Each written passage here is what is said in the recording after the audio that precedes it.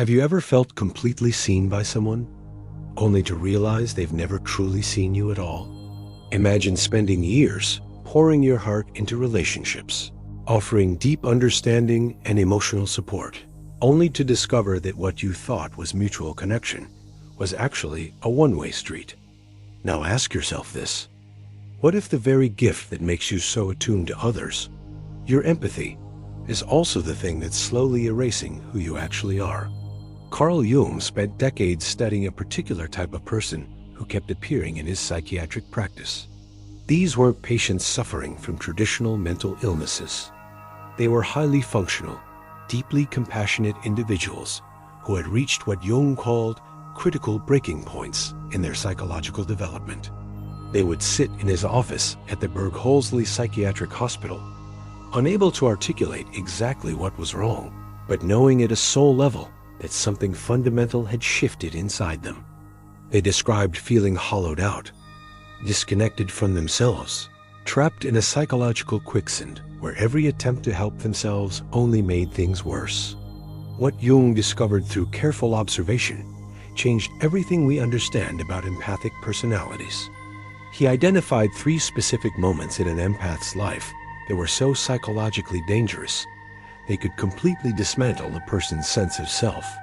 These weren't traumatic crises or obvious traumas. They were quiet, almost invisible moments disguised as ordinary relationship dynamics and everyday interactions.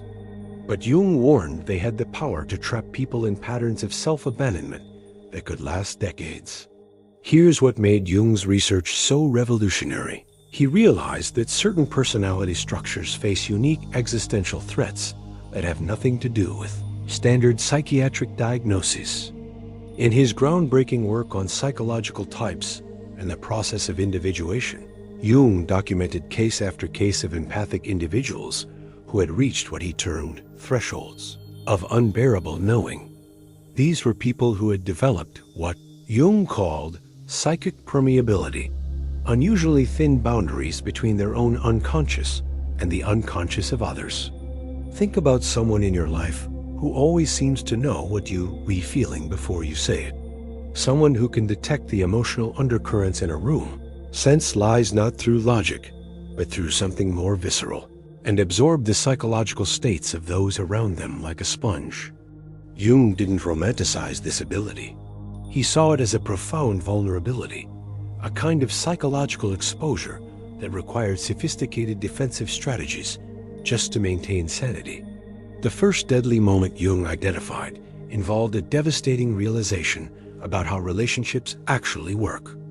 Imagine you've spent your entire life operating under a fundamental assumption that if you just care deeply enough, explain yourself clearly enough, extend enough understanding to others, they will naturally reciprocate. You've built your entire relational world on this belief. And then comes a moment when you realize, with absolute clarity, that this assumption is completely false. It will never be true. And everything you've constructed your life around is fundamentally flawed. This isn't just noticing that someone isn't as empathic as you. That's obvious and happens constantly. This moment is different. Jung described a patient who came to him after what she called a revelation that destroyed everything. She had spent years in a close friendship, providing endless emotional support, careful listening, and deep understanding. When she finally went through a genuine crisis and reached out expecting the same support she'd always given, what she received was a superficial response, obvious discomfort with her vulnerability, and a quick change of subject. What made this moment deadly wasn't the friend's inadequate response itself. It was what that response revealed. This dynamic had always existed. She had always been the giver, and the friend had always been the taker. But she had been so busy giving that she'd never stopped to notice the complete absence of reciprocity. Jung called this the removal of projections. You've been projecting your own capacity for deep empathy onto others, assuming they experience relationships the way you do. When those projections are stripped away, the reality underneath can be devastating. But here's where it gets truly dangerous. The conclusions you draw from this recognition can send you spiraling in destructive directions. Jung observed that empathic individuals, when faced with this moment, typically swing to one of two extremes. Either they blame themselves, thinking they're not worthy of reciprocal care, or they become bitter and cynical, believing no one is capable of real empathy. Both responses, Jung argued, trap you in patterns that prevent genuine psychological growth. The survival protocol Jung developed for this first deadly moment requires something he called conscious discrimination, the psychological skill of recognizing different levels of empathic capacity in different people and adjusting your investment accordingly. Not judgment, but discernment. Like a gardener who doesn't try to plant orchids in desert soil, you must learn to recognize which relationships can support reciprocal exchange and which cannot.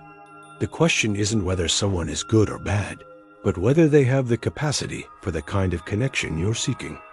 The second deadly moment Jung identified happened so gradually that most people don't realize they're re-experiencing it until they were completely lost. Jung called this dissolution of self through perpetual accommodation. Imagine someone asks you a simple question: what do you actually want? Or, how do you really feel about this? And you realize with genuine horror that you don't know. You've been shape-shifting for so long, accommodating so many different expectations, that you've buried your authentic responses under layers of adaptation. Jung saw this pattern repeatedly in his clinical work. He described what he called the persona trap, the persona being the mask we wear in social situations. It's necessary and healthy in moderation, but empathic individuals often develop multiple adaptive personas.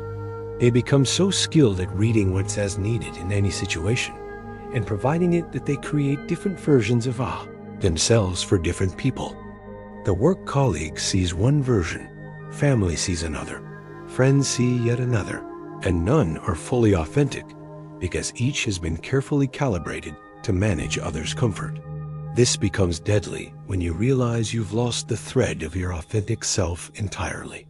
One of Jung's patients described it as feeling like a hologram. I appear solid and real, but if you reach out to touch me, your hand goes right through. There's nothing actually there.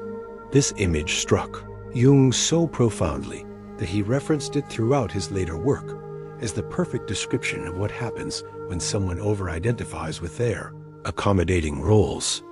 What makes this particularly dangerous is what happens when you try to recover yourself.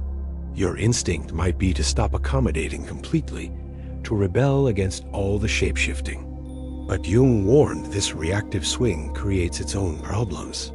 He described a principle he called enantiodromia. Anything taken to an extreme transforms into its opposite. If you've been over-accommodating, the reactive swing makes you rigid and uncompromising. But this isn't authentic selfhood either. It's just the shadow version of your accommodation, equally unconscious. Jung's survival protocol involves what he called active imagination in service of self-recovery. This means creating space to genuinely ask yourself questions and waiting for authentic answers. Not the answers you think you should give, not the answers that would please anyone else, but the answers emerging from your actual self. You might ask something as simple: what do I actually enjoy? And then notice all the accommodating voices that rush in with shoulds and everyone else likes this. The protocol requires gently setting those voices aside and waiting for the deeper, quieter voice of authentic preference. Jung compared this to learning to hear a whisper in a room full of shouting. It takes practice and what he called a willingness to disappoint. As you recover your authentic self, you will inevitably disappoint people who benefited from your accommodation. You'll say no to things you've always said yes to, express preferences that contradict expectations, and let people be confused or upset by your changing responses. For someone whose entire identity has been built on managing others' comfort, this is terrifying. The third deadly moment is perhaps the most spiritually crushing of all. Jung called it the recognition of fundamental aloneness. This is when you realize that no matter how deeply someone loves you, No matter how genuine the reciprocity, they will never fully understand your internal experience. There is an unbridgeable gap between your consciousness and theirs, and you will spend your entire life fundamentally alone inside your own psyche. For empathic people, this realization hits with particular force.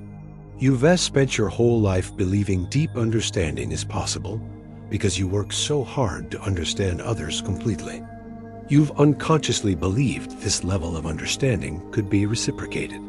And then you realize it cannot not, because people don't care or aren't trying, but because the subjective nature of consciousness makes complete understanding impossible. Jung described patients reaching this moment and falling into existential despair. If complete understanding is impossible, what's the point of connection? Some described feeling like they were in a glass box, able to see others, but never truly touch them or be touched. Others described speaking a language no one else could fully understand, no matter how hard they tried to translate. What makes this third moment deadly is that it can lead to complete psychic withdrawal. If deep understanding is impossible, why try? Why extend yourself? Why remain open and vulnerable? Jung saw this as a form of psychological death, retreating into the only consciousness you can truly know, your own. Jung's survival protocol for this final moment requires what he called accepting the paradox, recognizing fundamental aloneness while choosing to connect anyway. True psychological maturity, in Jung's view, required both acknowledging the unbridgeable gap between consciousnesses and finding meaning in connection despite that gap. The survival depends not on denying the aloneness, but on discovering that authentic connection doesn't require complete understanding.